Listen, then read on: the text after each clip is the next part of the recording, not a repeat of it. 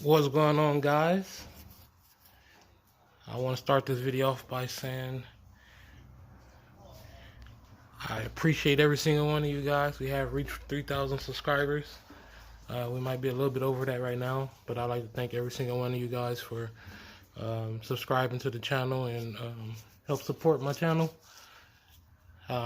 Each video don't get 3,000 views, but to get the channel to that level is a milestone for me. So I'm appreciative of all you guys for coming. So if you haven't subscribed and you're watching this, go ahead and subscribe so you can continue to make the channel grow and help the family grow.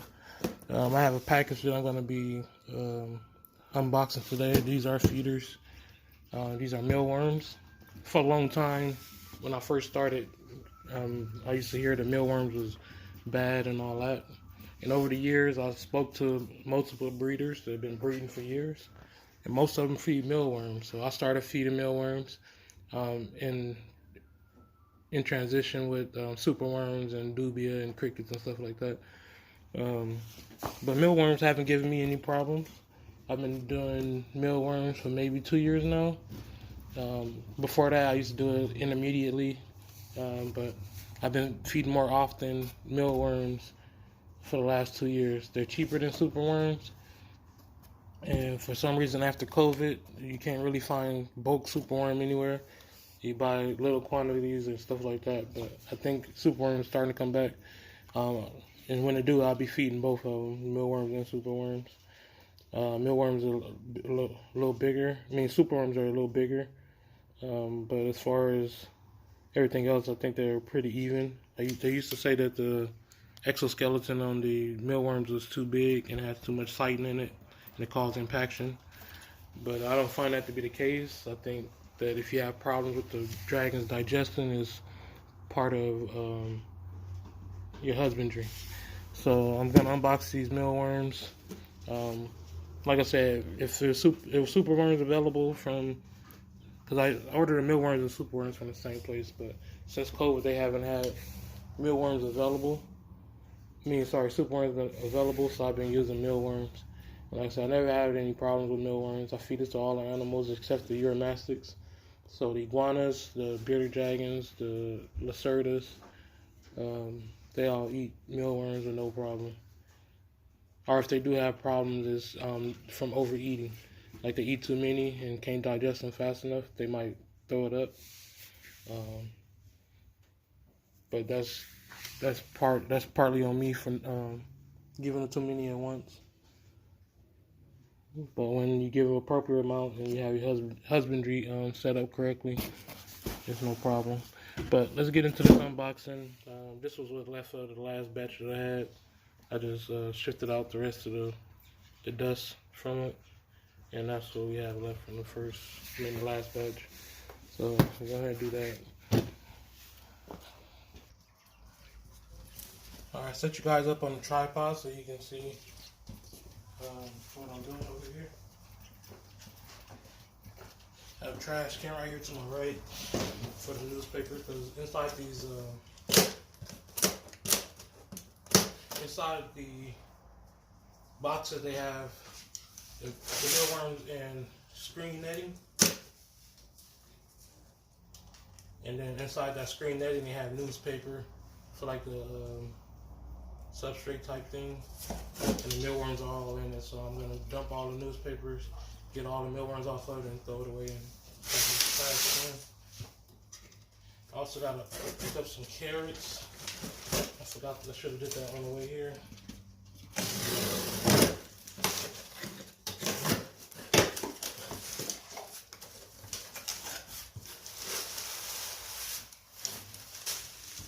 I bought a total of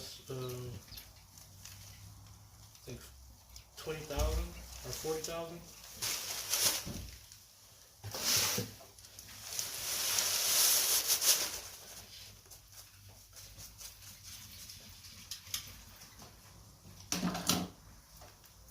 This 40,000 probably lasts me close to 3 weeks, almost a month. So I'm buying this amount once a month, and that's going to vary throughout the year depending on how many babies and stuff I have, and how many how the adults appetites are during that part of the year.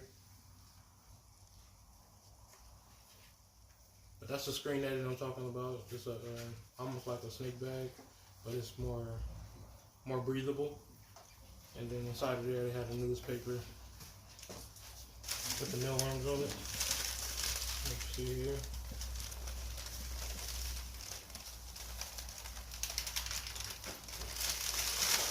I'm gonna try to do this as fast as possible. Probably don't show that many. Yeah, I'm not gonna show any animals today. I'm gonna be doing cleaning Sunday. Today is actually Friday. I'm gonna be doing deep cleaning on Sunday, so I'll show a lot of animals on Sunday. But you guys probably won't be seeing this video until Sunday. So let me see the cleaning video. Actually, you'll see this video Saturday.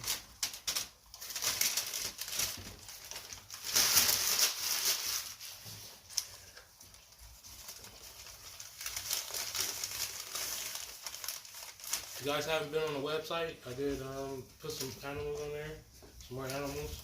Make sure you go check it out, see if you see anything that you like. I have Lacerdas listed on there, I have Uromastid listed on there, I have Pac-Man Frog listed on there. I'm soon going to be adding albino Pac-Man Frogs to the website as well.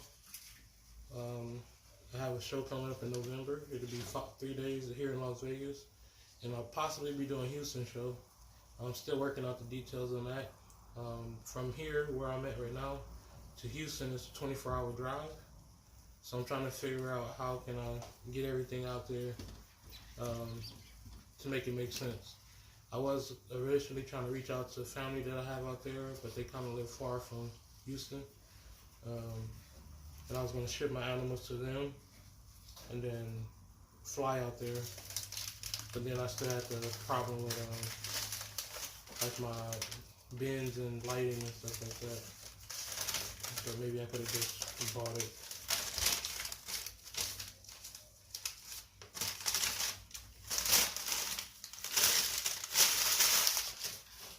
But for sure, I'm doing here in November at the Santa Fe Station, Las Vegas. Reptilian Nation. It'll be a 3-day event, like I said before. The one in Houston is Reptilian Nation as well. I really want to do that one, but I have to figure out my work schedule. I start my second job the day after the first show of November out here, and then I have to talk to the owner and see about getting days off that fast. But he knows I breed reptiles and stuff and do the shows. So I might be able to even shop for them for the store if I do go to Houston.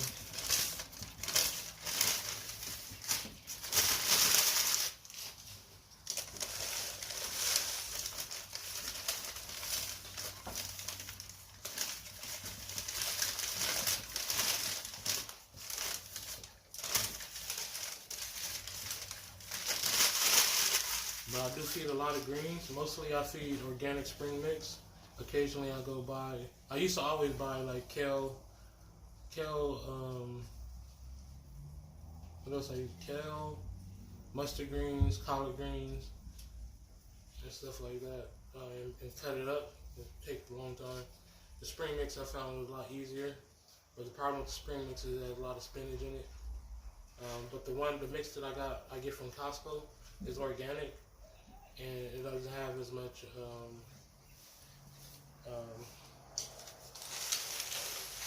spinach in it. And spinach, if you don't know, it can be calcium binding, meaning it stops the animals from absorbing the calcium. So you can get, even though you're feeding everything that you're supposed to, the animal doesn't get the proper calcium that it's supposed to get.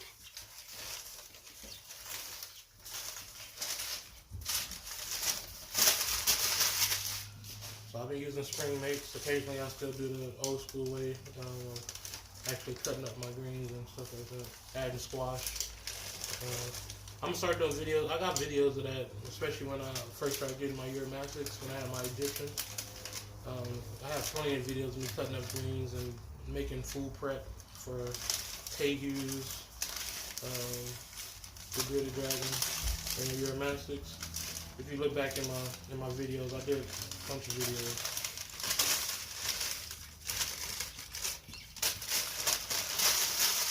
I got a couple more dragons I need to buy for future projects. I've been looking and shopping, but a lot of holidays coming up. I got birthdays for each month for one of my kids for the rest of the year. So I got October this month on the 18th. I got November 2nd, and then I got December 8th. All birthdays, and then Christmas, of course. And I'm still recovering financially from not being able to ship stuff out and sell stuff when I was sick, and then I was out of work as well. Still catching up on financial things on top of birthdays and stuff like that, homecomings. My oldest is graduating this year, so we get buying his prom stuff. So a lot of stuff going on. Just trying to weather the storm best I can, and still give you guys daily videos and work. Right now I'm working one job. I work graveyard, but normally I work 2 jobs, which will start back in November. I'll be working 2 jobs again. That helped me with my financial stuff, get that together. And you guys might not know, I wanted to wait on a video like this and sit down with you guys. But me and my wife got divorced. This is my wife's garage, well, my ex-wife's garage. She's been letting me use it until I find a place. I was supposed to do the show in Pomona, not Pomona, but Anaheim. I invested a lot of money into doing that show, and then I caught COVID and wasn't able to do the show. So I invested all that money and wasn't able to go get any of that money back. So that hurt me a lot. And that money that I was supposed to make at that show, I was supposed to be using to find another place.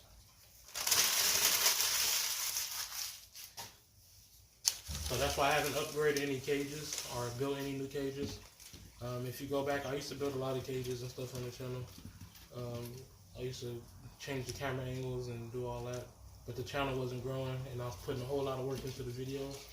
So what I started doing is doing daily videos and just giving like basic knowledge stuff to try to help you guys learn, especially on genetics, because a lot of people have confusion on genetics.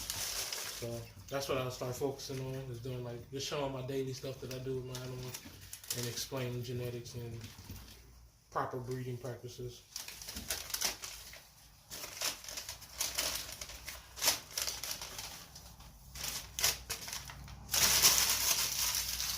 So yeah, a bunch of stuff happened at the same time. I got divorced, I moved out, living in pretty much like a weekly. It is a weekly. The rent is there is so expensive. I'm paying, I ain't gonna go into details, but it's expensive.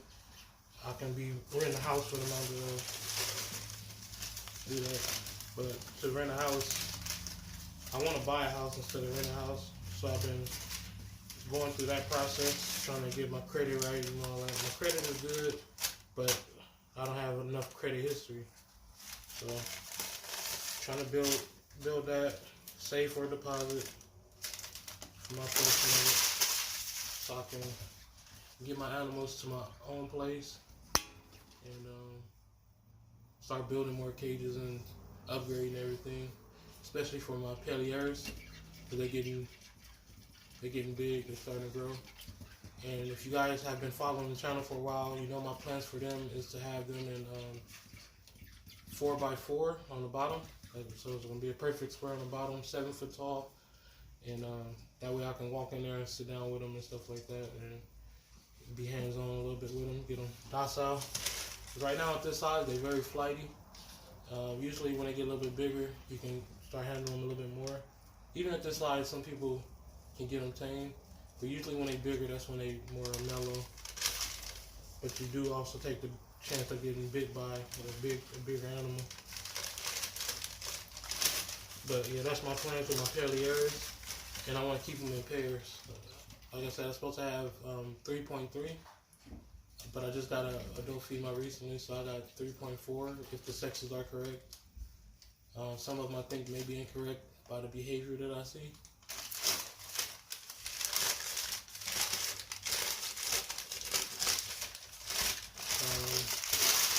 But all these vision cages I have in the middle, I'm going to be selling those because those are not made for lizards. I might keep a couple of them and get select gecko species to work with. But for the lizards that I have, they don't allow enough light to get inside of it. They more for like snakes, in my opinion. So look like I'm gonna be selling those. These little racks, I might sell them, or I might give me some fat tails. I've been wanting to breed fat tails since I first got had some pictus geckos. Like right after I got bearded dragons, probably like 2 years after I got bearded dragons, I had a pair of pictus geckos, but the female died. She kept getting bred too much. The male wouldn't stop, and I didn't know any better at the time. I like to work with those again too. There used to be some morphs running around, but I can't find them anywhere. Ron St. Pierre used to work with them. He had some nice looking morphs, but he no longer works with them either. But I want to work with fat tails for sure. I might do a little bit of leopard geckos because leopard geckos is a good first pet. I think they go probably neck and neck with bearded dragons, probably even a little better. I say leopard geckos, bearded dragons, and corn snakes are like the good first pets. The bearded dragon is a little bit more calmer than geckos at the beginning, but leopard gecko don't require as much expense on lighting and stuff like that because they don't require UVB lighting. You can add it if you want to, but they're nocturnal. Any light they get is going to be very minimal.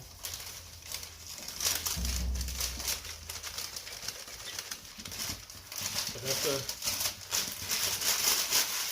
that's what we have for the first batch. It should be 20,000.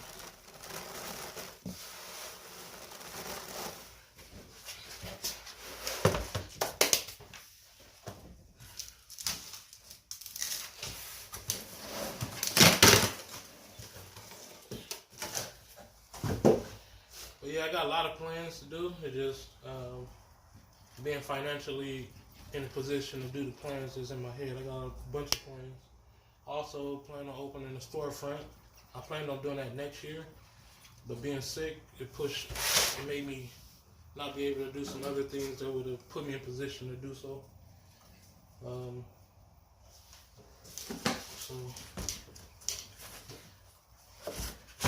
So I'm formulating a new plan.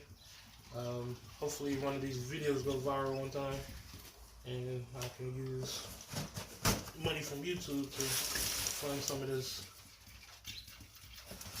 ideas in my head.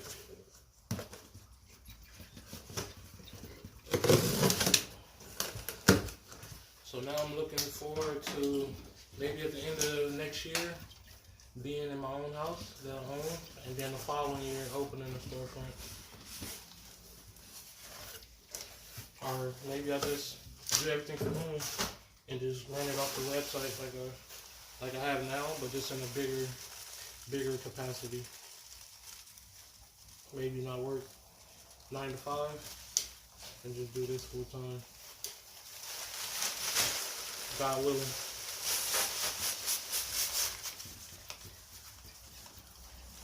So like I said, I gotta go get some greens and stuff I gotta go get greens. I'll probably get the greens tomorrow, but I'm gonna go get some carrots now for these feeders to gut load them. That little bit that was left, that was the remainder after feeding today. So everything will, not tomorrow, but Sunday will be a big cleaning day, especially for the dragons. They need it right now. Probably end up doing some of the dragons tomorrow. But Sunday will be the big day. I'm gonna do everything. The iguanas, they're super easy to clean. The Uromast is easy to clean. Pretty much everything is easy to clean. The dragons is more frequent. It's like having a bunch of birds in the cage.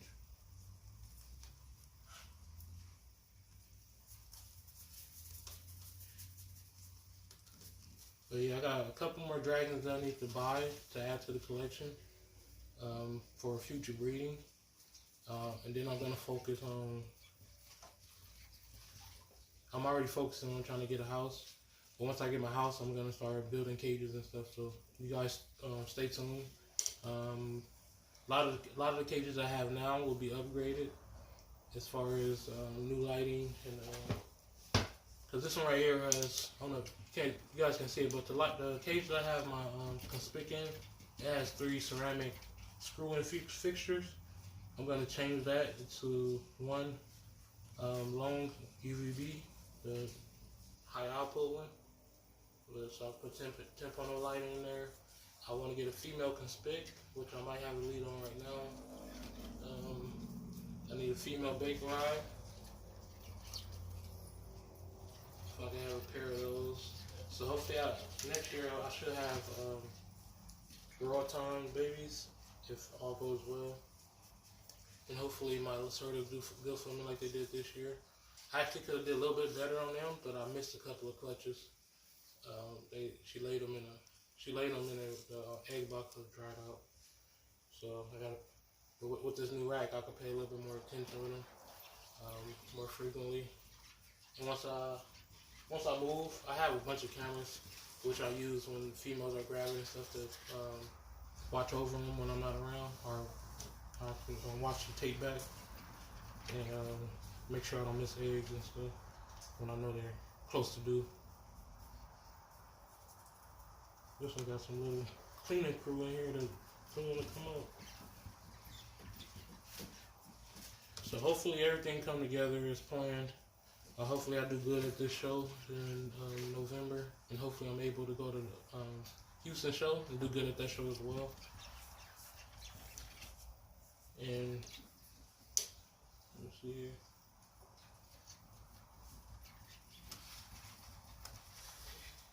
My apologies, I was looking at my viewers right here. They was battling 2 of the babies. But yeah, I'm gonna, if you guys go back to some of the old videos when I had the bearded dragons actually inside of the house, I had probably 20 cages in a small room, and eventually one of my daughters got too big and they didn't want to share rooms no more, so I moved one of them in there and I moved down here.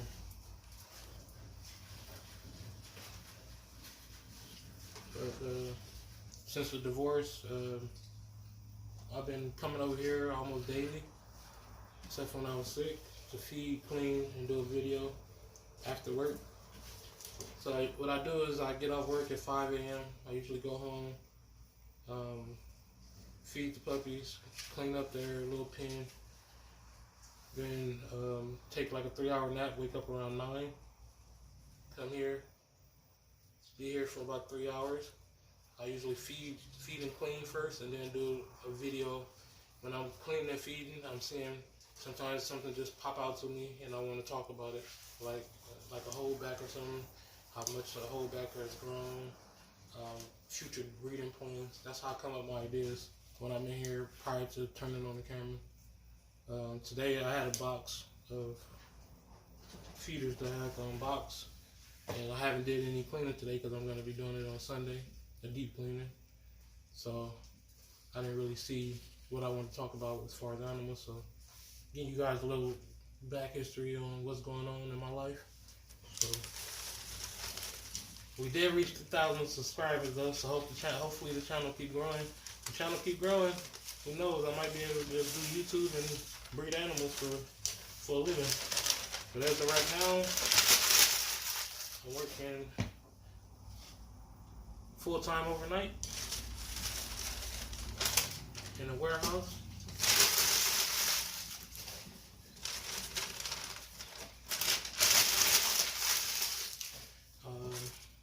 I'm doing daily videos, selling reptiles on my website.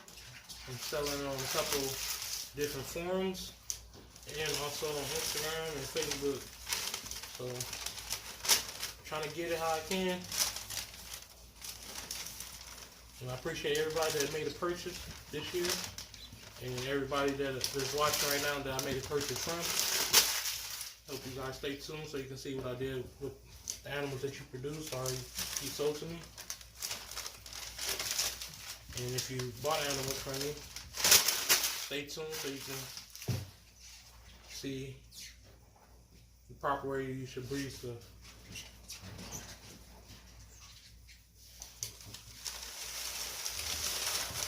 Like I said in I believe it was like about three videos ago. I'm gonna start talking again more about genetics because some people don't connect well with the genetics. I don't know why. But I'm trying to explain it. It's hard to break it down in different ways that everybody can explain. So that's my battle with doing videos on genetics, especially with percentages. I think that's what confused most people. And for some reason, people are still thinking that color is a morph. I think it's the way that some people market their stuff when they be saying tangerine, mandarin, and citrus, and flame. Like tiger is actually something just genetic, so it is passed along. But the other names is like they're just color description.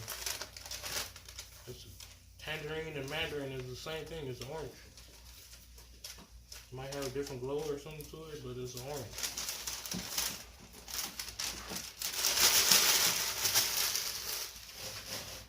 Flame is a red. Citrus is yellow. If people just call it by the actual color, it wouldn't be so much fusion with actual genetics. The only actual genetics that are around are hypo. Hypo was when I put the different morphs and stuff down, I always go in order of what came out first. Hypo was the first morph, followed by translucent. Translucent and leatherback came around about the same time.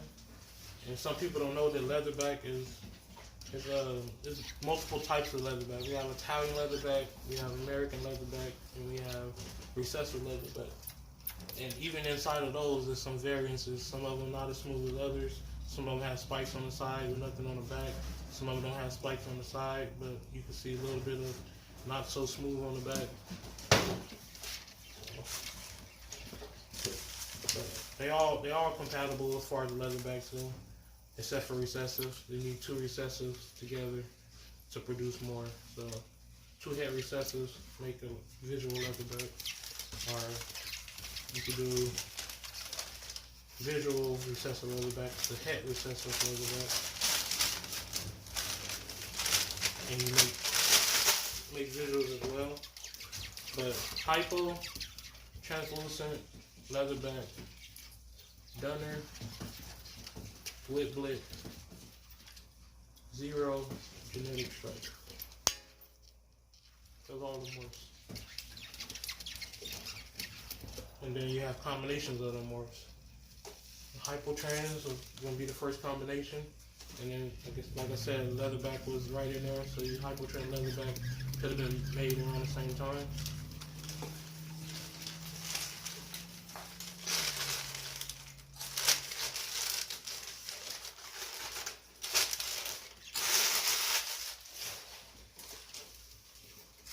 And if you want to know the combination, you just break down the single traits.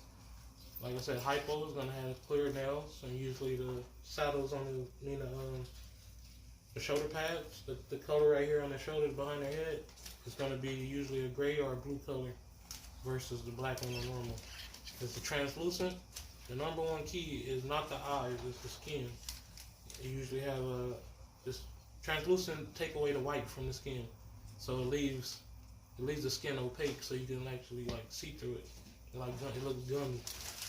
And then the eyes are the next thing. The eyes are usually black, but not always. So you can have a translucent that doesn't have black eyes at all. You can have a translucent that has solid black eyes. The translucent with the solid black eyes can also produce more translucent that don't have solid black eyes, and the translucent that don't have solid black eyes can produce translucent with solid black eyes. So if you have a chance to buy a translucent for a lower price because the eyes are not black, and you want a translucent, get that translucent because it can produce the same thing as the one with the solid black eyes. And leatherback, again, that's the reduction of the scale size, so it gives it a more smooth look, hence the name leatherback. And then I think it's more scale mutations too, we're just not paying attention to it. Because I understand some dragons with extreme long spikes. I think it's more to be discovered with scalation morphs. And speaking of scalation morphs, Dunner is probably the most prominent one. It actually changes the shape of the scales and also the direction that the scales go, and also the pattern. So to me, the Dunner is a pattern and scale mutation. And then genetic stripe, it just changed the middle of the back pattern, and I think it affects the eyes as well. As I've been showing you guys, I'm doing my job to figure out everything on my own. But for me right now, it's the same as it works the same as Dunner works. So I'm thinking dominant. But like I said in a video prior, not exactly prior to this one, but when I was talking about a future pairing with the genetic stripes, I'm doing my part to test it myself, because some people are saying that it's a super form of the genetic stripe, and they calling it different things. Some people calling it, what they call it?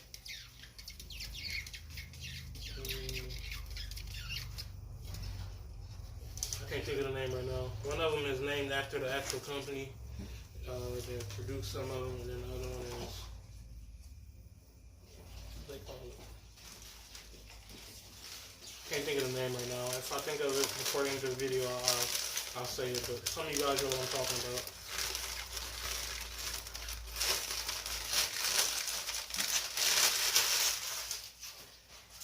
We had 3,000 subscribers, man.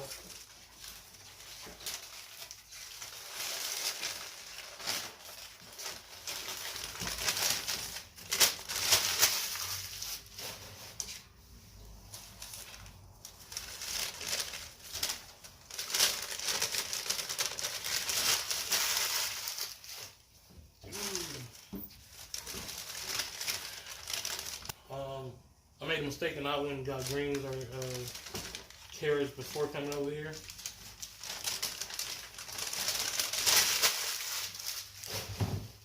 Now I gotta go make an extra run to the store to get some carrots. I'll get the greens tomorrow. And let me see. I'm gonna go ahead and finish unboxing these off camera. But let's do a brief recap. We had 3,000 subscribers. So thank all you guys again for subscribing to the channel. I know this wasn't the most exciting video, but I did give you guys a lot of information in the video. I recently divorced about almost 4 or 5 months ago. 4 months. 4 months ago. I've been coming over here daily. All these animals are in my ex-wife garage. These used to be my garage as well. She let me keep my stuff over here until I find a place. Well, I actually have until January to find a place. So I've been working, grinding hard. I invested a whole lot of money to do an Anaheim show. I got COVID, so I couldn't do it. So right now I'm trying to recover financially from that, because I didn't get any return on the stuff that I purchased for the show. It wasn't a lot of animals that I purchased. It was mostly dry goods. Like I bought dubia roach food. I bought little containers for the packing frogs that I have to make it like a little kit. I showed you guys that as well. I showed you guys pretty much everything. So all you had to do is tune into all the videos and you pretty much know everything. Some of you probably figured that I got a divorce by now. since I never show videos inside the house or anything anymore.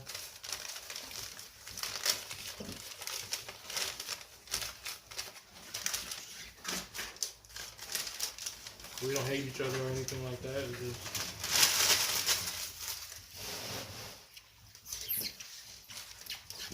this wasn't working.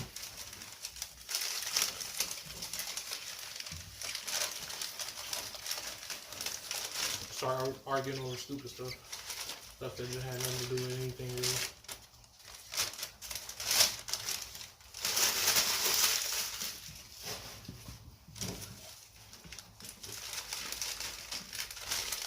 But alright guys, hope you guys enjoyed this video. Again, I thank every single one of you guys who have subscribed to this channel. If you just subscribed right now, I thank you as well. This was 40,000 mealworms. It's gonna last me about probably for the rest of a month and a half. The rest of this month and half of next month, so like a month's time. I have these. I'm gonna order crickets next week, and I need to order some small dubia as well because I have some more clutches hatching.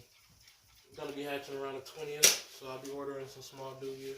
I gotta leave my colony alone a little bit so they can repopulate. What else? So yeah, the shows. I'm doing show in November out here in Las Vegas, Nevada at Santa Fe Station. I think the days are 5th, 6th, and 7th. No, 6th, 7th, 8th. It's one of those. 5th, 6th, 7th, or 6th, 7th, 8th.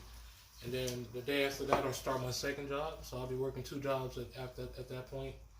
I got to talk to the owner of the new job that I'm going to be working and see if I can take off to do the Houston show.